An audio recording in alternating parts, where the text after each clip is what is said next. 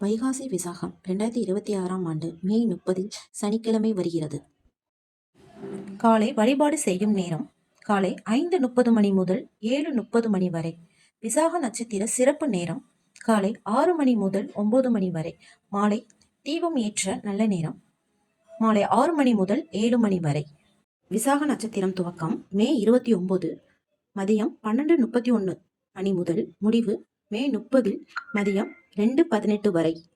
வைகாசி விசாகம் விரதம் முறை.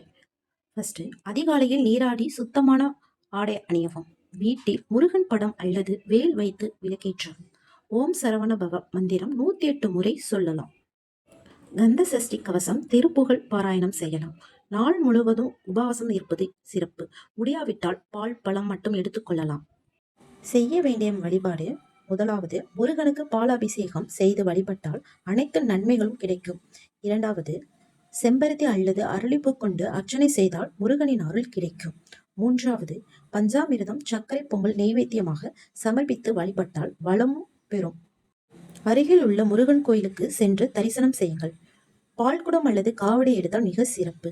விரத பலன்: வைகாசி விசாகத்தில் விரதம் இருந்து முருகனை வழிபட்டால் திருமண தடை நீங்கும், குழந்தை பாக்கியம் கிடைக்கும், கல்வி வேலை முன்னேற்றம் வரும், குடும்பத்தில் அமைதி ஒற்றுமை அதிகரிக்கும் என நம்பப்படுகிறது.